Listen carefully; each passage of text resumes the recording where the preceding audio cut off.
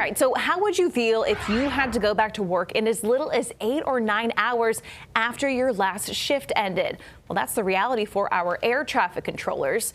With the controller shortage, many of those essential workers have been forced to work overtime, with an uptick in mishaps and burnout likely linked to fatigue. But the FAA just announced some new rules for those air traffic controllers, and that's why we're bringing in pilot and our chief transportation correspondent, Mackay Beeler. So what are we talking about here in terms of these changes? All right, so hopefully this helps. First of all, just the other day, there was a horrible near miss at Reagan Airport in Washington, D.C., where a JetBlue plane was cleared to take off and another plane was cleared to cross in front of it, taxiing across the runway.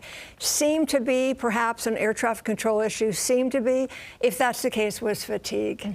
The cause. So the FAA has come up with a new rule that, okay, controllers are going to give you some rest, a little more rest. So instead of the traditional 9 hours rest between shifts, they're going to go to 10. Okay. Not a lot more, but every little bit helps. And if you have a midnight shift, 12 hours of rest before the midnight shift. So we've had so many reports of air traffic controllers just exhausted and tired and falling asleep, and even substance abuse to try to help them get through, that we're hoping that this is going to help. 90 days, it will go into effect. Okay. Now the union, the Air Traffic Control Union, isn't so sure this is going to fix things, because if there's more rest period, you know, most towers are 24/7, 24 hours a day, most. Well, if everybody has a little more rest, there might be some holes and gaps to fill, so that means more mandatory overtime. There you go. So it's not really quite solving the problem, but anyone who doesn't get a lot of sleep will tell you that an extra hour is pretty much like gold. But for most of us, if you work a 9 to 5, you have so much time outside of work for extra activities, and of course that includes sleep. But how much sleep were these air traffic controllers actually getting? Some of them actually were working a day shift. Then they'd have an 8-hour rest and come back the same day, like in the evening.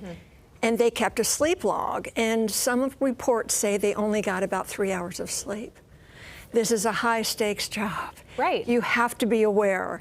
You know, when you're tired, it's almost like you're drunk. That's what they say. It's almost like you've had a couple drinks.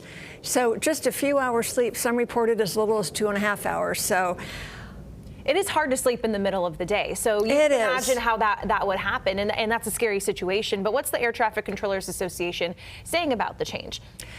They say fatigue is a big problem, but the change probably won't fix anything. It certainly isn't going to fix the air traffic controller shortage. Now, they are hiring a lot of people. They hired a lot last year. In fact, today is the last day to put in your application if you are an entry level air traffic controller. Just go to the FAA website.